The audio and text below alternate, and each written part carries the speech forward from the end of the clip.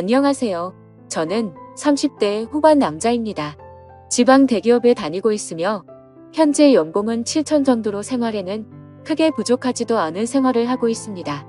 20대 후반에 주변 사람들의 소개로 지금의 아내를 만나게 되었고 짧은 연애 기간 동안 마누라가 임신을 하게 되어 결혼까지 하게 되었습니다. 저희 마누라가 사실 인물이 좀 많이 괜찮습니다. 젊을 때부터 길거리에서 캐스팅 제의가 올 정도로 미모가 훌륭했었고 처음 소개를 받고 대시할 때 무진장 무시당했었습니다.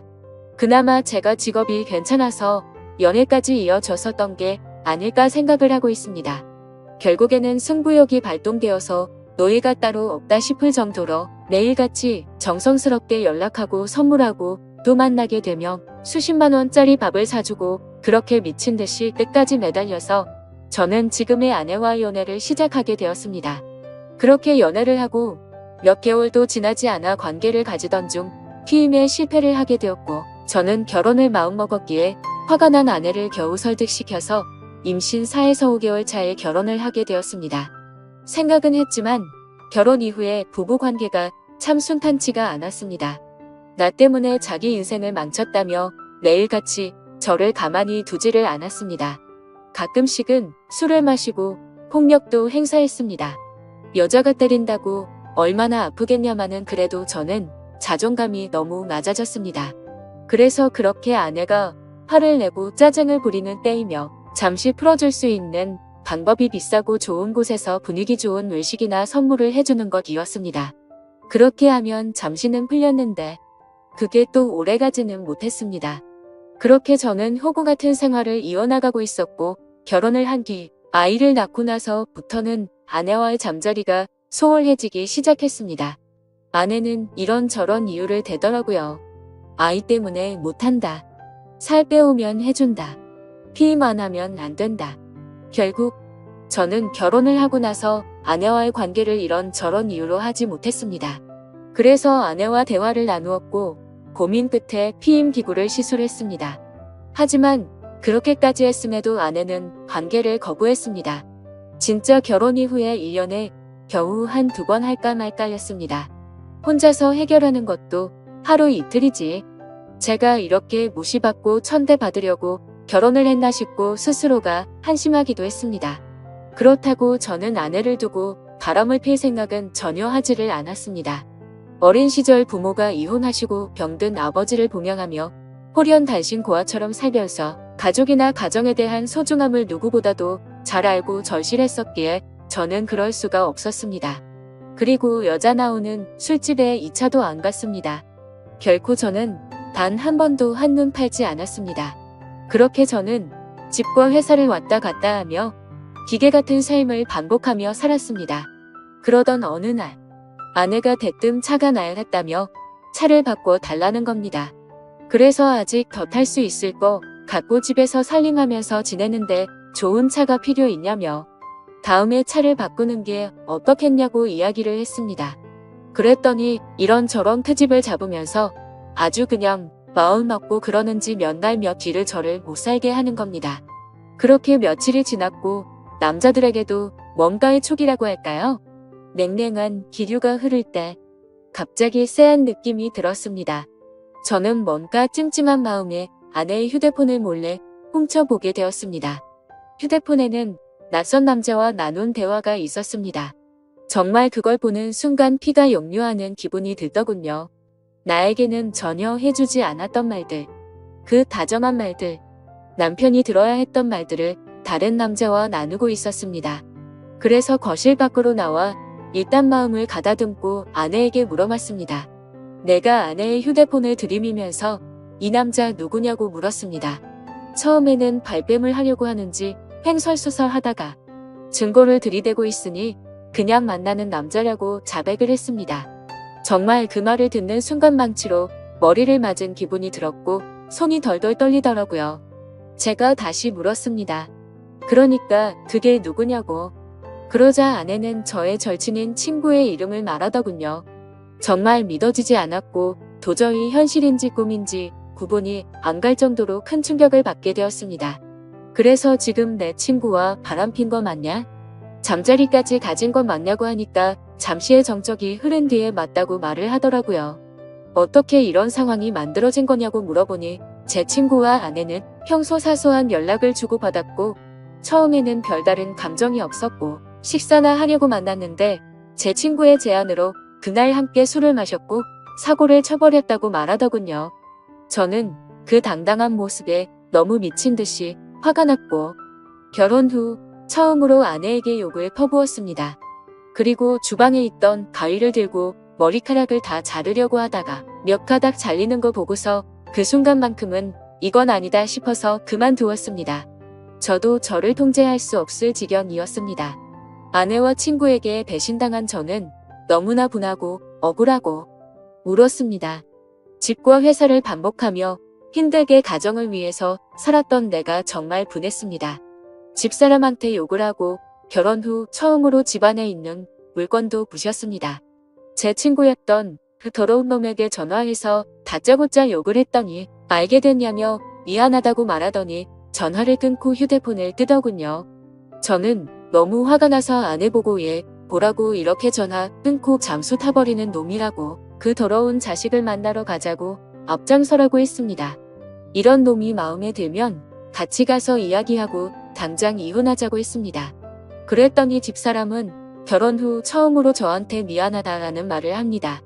저는 그동안 수백 번 했던 미안하다라는 말을 했는데 집사람한테는 처음 이 말을 들었습니다. 그 흔한 미안하다라는 말을 왜 바람핀 것 때문에 들어야 될지 몰랐습니다. 휴대폰을 뺏어서 다시 봤습니다. 그 사이 전화 목록, 메시지 내용, 카톡 등등 전부 다 지워버렸더군요. 저는 도저히 집에 있다가는 큰 사고를 칠 것 같아서 일단 집을 나갔고 당장 한때는 절친이었던 친구네 회사로 찾아갔습니다. 그때까지도 그놈은 휴대폰을 꺼놓고 있더군요. 그놈의 회사 로비에 도착하자마자 이름을 외치면서 소리를 질렀습니다. 그러자 경비를 보시던 분들이 뛰어오더니 무슨 일이냐며 침착하라고 저를 타이르더라고요. 저는 그놈의 이름을 말하면서 당장 내 앞으로 데리고 오라고 안 그러면 이 회사 다 엎어버리겠다고 말했습니다. 그러자 로비에서 친구에게 연락을 했고 한참이 지나서야 쭈뼛쭈뼛 내려오더라고요. 제 친구 대학 시절 만나게 돼서 알게 됐는데 정말 둘도 없는 친구라고 생각했었습니다. 외모도 준수하고 여자들에게 항상 인기가 많았던 친구였습니다. 그런데 설마 친구의 아내에게까지 이따위 짓을 하리라고는 상상조차 못했습니다. 저는 그놈의 얼굴을 보자마자 주먹을 날려버렸습니다. 사람들이 깜짝 놀라서 말리려고 달려왔고 그놈은 그냥 친구랑 문제가 있다면서 괜찮다면서 저를 데리고 휴게실로 데리고 가더군요. 네가 사람 맞냐고 어떻게 친구 아내와 그따위 불륜 짓을 하고 이따위로 전화 끊고 잠수 타면 다 해결될 줄 알았냐라고 물었습니다. 그러자 그놈은 정말 죽을 만큼 힘들었고 자신도 자신의 마음이 통제가 안 되었다고 무릎을 꿇고 빌더라고요. 본인도 처음에는 그런 감정이 없었는데 술김에 사고를 쳤고 그때부터 자신의 감정이 컨트롤이 되지 않았다고요. 그래서 저는 네 재수씨도 이 사실 아냐고 물었고 제발 한 번만 비밀로 해달라고 말하더군요. 정말 어처구니가 없지 않습니까? 친구 아내를 데리고 그딴 짓을 한 놈이 자신의 가정은 지키고 싶었나 봅니다. 전 그 자리에서 그놈 아내에게 전화해서 이 사실을 다 말해줬고 앞으로 평생 내 눈에 띄지 말라고 말하고 인연을 끊어버렸습니다. 그렇게 하고 집에 들어오니 저녁이 다 되어 있더군요. 근데 집사람이 갑자기 돌변을 했더군요. 그 사람 회사까지 찾아갔냐며 그냥 그 친구와의 관계도 다 끝났다면서 갑자기 또 큰 소리를 칩니다. 너 이거 하나 때문에 앞으로 내 위에 서려고 하지 마라, 딱 이런 자세로 저에게 그대로 이야기했습니다. 그러면서 당당하게 짐을 싸서 친정으로 가더군요. 몇 시간 후 장모님이 전화가 옵니다. 자기 딸이 왜 집으로 왔냐고 물어봅니다. 저는 엄마 없이 자라서 장모님을 어머님이라고 불렀고 정말 친어머니 못지않게 모시고 아끼면서 어머님을 모셨습니다. 저는 있었던 사실을 이야기했습니다. 그랬더니 장모님, 첫 마디가 왜 휴대폰을 뒤져서 이 사단을 만드냐? 자네 친구도 문제다. 왜 그런 친구를 사귀어서 이런 상황을 만드냐? 이렇게 말하더라고요. 꼭지가 돌았습니다. 정말 친어머니처럼 모셨고 그렇게 저를 아끼시던 분이 어떻게 이런 상황에 저런 말씀을 하실 수가 있을까 도저히 이해가 되지 않았습니다. 그러고 평소 다툼을 하면 항상 제 편을 들어주고 조언을 해주던 처형한테 전화를 했습니다. 혹시나 내 편일 줄 알고. 하지만 이미 소식을 들은 처형도 바람핀 건 잘못한 거 맞지만 제보도 머리카락을 자르려고 했다면서요. 바람핀 거랑 그런 행동은 따로 봐야 되는 거 아닌가요? 그리고 제보도 사회생활하면서 어디 가서 2차 하거나 바람핀 적 없어요. 라고 합니다. 참 어이가 없고 기분이 더 더러워지더군요. 더 이상 이런 인간들과는 대화를 할 수 없다는 생각이 들었습니다. 수년간 저는 그 사람들을 가족이라고 생각했습니다. 하지만 집사람뿐만 아니고 그 가족들에게도 저는 그냥 돈 벌어오는 기계였던 겁니다. 친정에도 제가 큰 돈을 몇 번이고 도움을 줬었거든요. 더 이상 기댈 곳이 없었습니다. 그날 저녁 아직 미취학인 둘째 아이가 엄마가 없다며 웁니다. 그 우는 모습을 보니 어릴 적 제가 생각이 났습니다. 아이는 엄마한테 전화해달라고 저를 보챘고 저는 어쩔 수 없이 전화를 해서 바꿔줬습니다. 다음 달부터 저는 현실을 직시하고 아이들을 챙기고 유치원 보내고 학교 보내고 정말 새벽부터 일어나서 분주히 움직였습니다. 둘째 머리 묶어주고 옷 입히고 하는데 너무 서툴러서 힘이 들더라고요. 그렇게 3일이 지나 장모님한테 전화가 와서는 집사람과 집에 온다는 것이었습니다. 퇴근 후 같이 앉아서 이야기를 했습니다. 장모님은 이미 상황은 벌어졌고 되돌릴 수 있는 방법은 없는데 어게 할 거냐고 제게 물었습니다. 이혼하길 바라는 거냐? 아니면 용서를 하고 살 거냐? 라고 하는데 집사람 표정은 절대로 잘못한 기색이 없습니다. 오히려 당당했습니다. 저는 그 모습을 보니 오만정이 다 떨어졌지만 아이들이 옆에서 철없이 웃고 장난치고 있는 모습을 보니 마음이 약해집니다. 제 어릴 적 모습이 생각나고 우리가 헤어지게 되면 내 자식들도 나처럼 어린 시절을 보내야 하는 거 아닌가 싶고 정말 미칠 것 같았지만 고민하고 또 고민을 했습니다.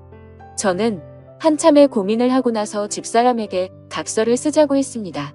그랬더니 아내는 자기도 나한테 원하는 내용의 각서를 쓴다고 합니다.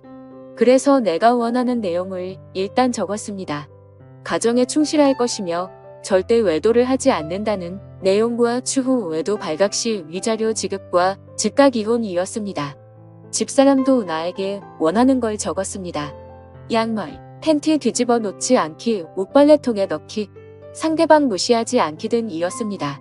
외도와 양말이 동급 취급당하면서 장모님도 나보고 생활을 똑바로 안 했기 때문에 자기 딸이 그렇게 되었다며 동급 취급합니다. 각자 각서를 다 적고 사인을 하고 일상으로 돌아가기 위해 노력했습니다. 하지만 집사람은 다시 안방으로 들어오진 않았습니다. 그렇게 그런 사건이 일어난 지도 벌써 1년이 흘렀습니다. 그 1년 사이에 가해자와 피해자가 누구인지 구분이 안 갈 정도로 예전과 똑같은 삶을 살고 있습니다. 집사람 휴대폰 번호 바꿔버리고 그 친구놈을 차단시킨 거 이외에는 변한 게 없습니다. 심지어 지금은 집사람은 철없는 아이 둘을 데리고 이단 사이비 종교를 다니고 있습니다. 이따위 종교를 믿는 것도 최근에 알게 되었고 한바탕 크게 싸움을 했는데 전혀 말이 먹혀들지가 않더라고요. 정말 제가 미쳐서 그런가 싶기도 한데 요즘은 큰아이가 진짜 내 아이가 맞나? 이런 생각들도 수도 없이 들고 있습니다. 사실 누가 보더라도 저를 닮은 구석이 하나도 없습니다. 심지어 주변에서도 엄마를 많이 닮았는지 제 모습을 보이지 않는다고까지 할 정도로요. 그래서 머리카락을 몇 개 뽑아서 친자 확인을 해야 하나 싶어서 준비까지 다 마쳤으나 만약 내가 생각하는 대로 그게 사실이라면 아이에게나 저에게나 모두에게 너무 큰 충격일 것 같아서 진행을 포기했었습니다. 유년 시절 결손 가정에서 고생하며 제가 꿈꾸고 바랬던 소박한 가정이 산산조각나서 깨질까 봐서요. 그리고 아이들의 인생을 망치게 되는 건 아닐까 싶어서 저는 판단이 서지를 않습니다. 이런 집사람과 앞으로 수십 년간 평생을 같이 지내야 하는 건지 막막하네요. 제가 어떻게 하는 게 가장 최선일까요? 많은 분들께서 좋은 말씀 주시면 좋겠습니다. 감사합니다.